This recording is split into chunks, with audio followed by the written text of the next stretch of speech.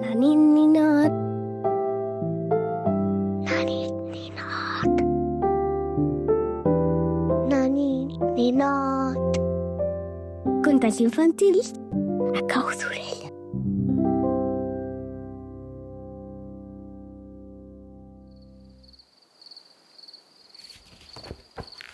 Hola, ninot. Avui viatjarem junts fins a una terra de boires, de turons, de penya-segats i de prats verds. És un lloc on hi plou molt, però on també s'expliquen contes màgics a la vora del foc. Et parlo d'Irlanda.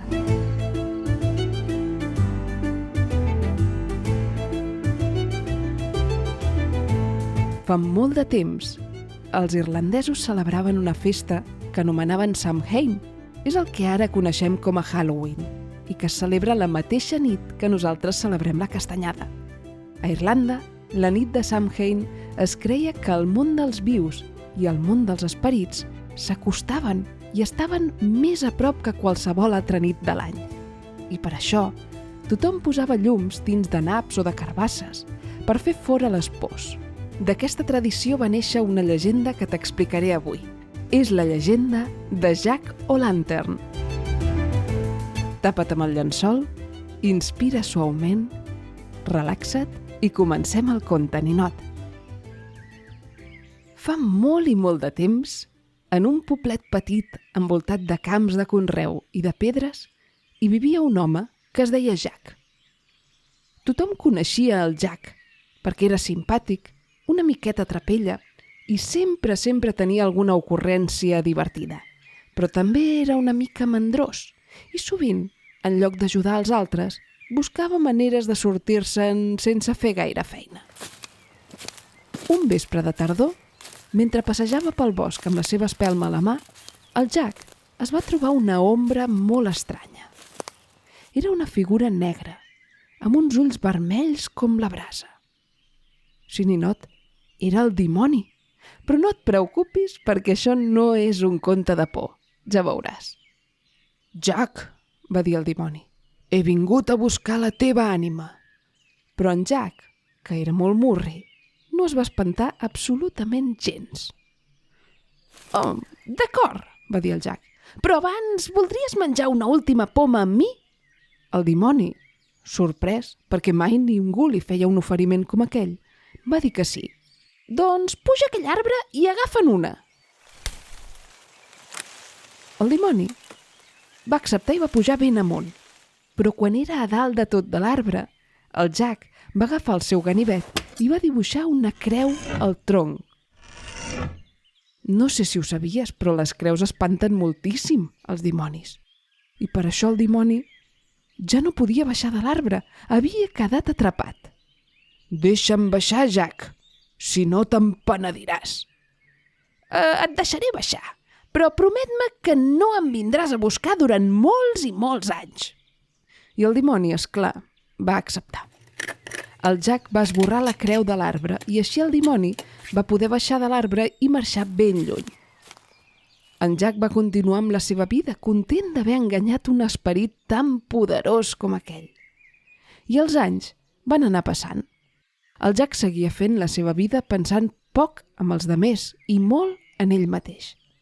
Una vegada el seu germà el va trucar perquè es canviava de casa i necessitava algú que l'ajudés a carregar caixes i a fer la mudança. I el Jack va inventar-se que tenia mal d'esquena per no haver de fer ni el brot.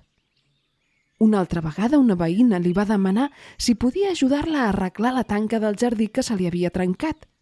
I ell va fingir que estava refredat i que no podia sortir del llit.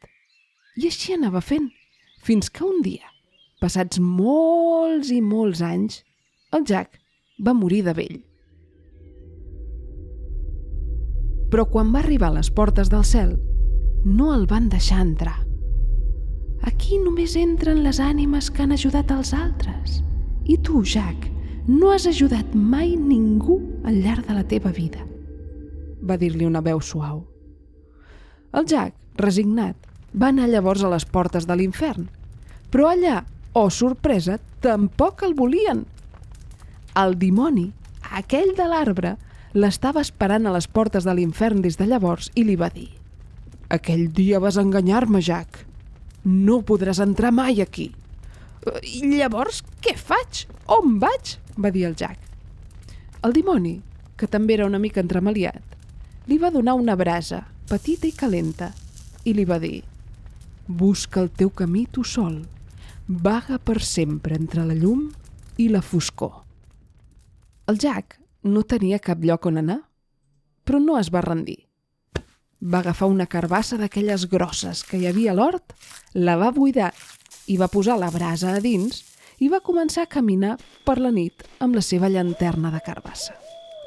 Des de llavors, diuen que en Jack vaga pel món amb la seva llumeta buscant on descansar i que per no deixar-lo entrar a casa a la nit de Halloween, que et recordo que el món dels vius i el dels esperits estan més a prop que mai, la gent va començar a posar llanternes a les finestres dins de carbasses.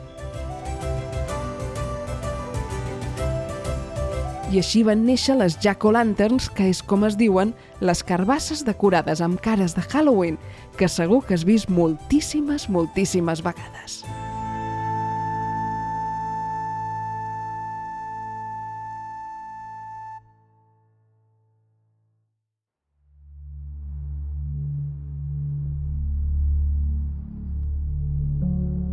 I ara, ninot, deixem que el nostre cos descansi.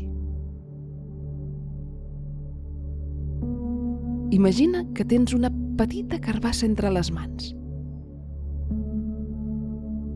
i que l'has buidat amb molta cura. Li has dibuixat una cara que somriu, és molt simpàtica, i a dins hi has posat una espelma. Ara tanca els ulls.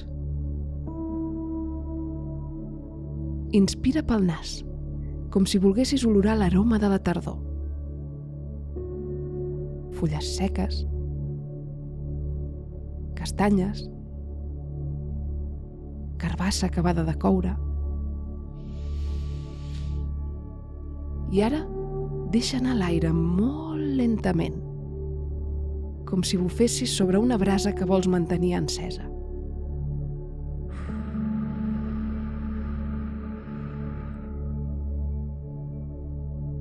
I torna-ho a fer 2 vegades més.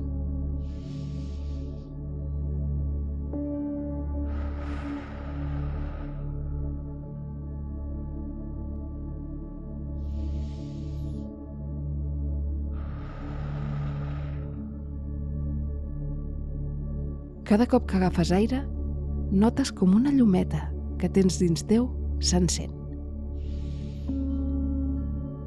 I quan deixes anar l'aire, notes com aquesta llumeta surt i t'il·lumina el camí cap a la son.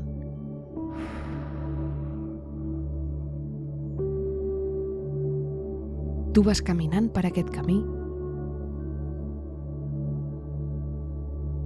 Al terra hi ha fulles seques que fan soroll, un soroll molt agradable quan les trepitges. Camines i camines. I cada pas et fa sentir més lleuger, més tranquil. Els ulls es tanquen. Les cames descansen. Els braços es fan tous.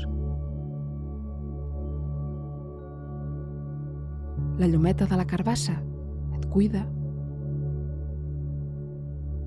et guia, et dona pau, perquè tot està bé. Tu estàs bé. I és hora de descansar.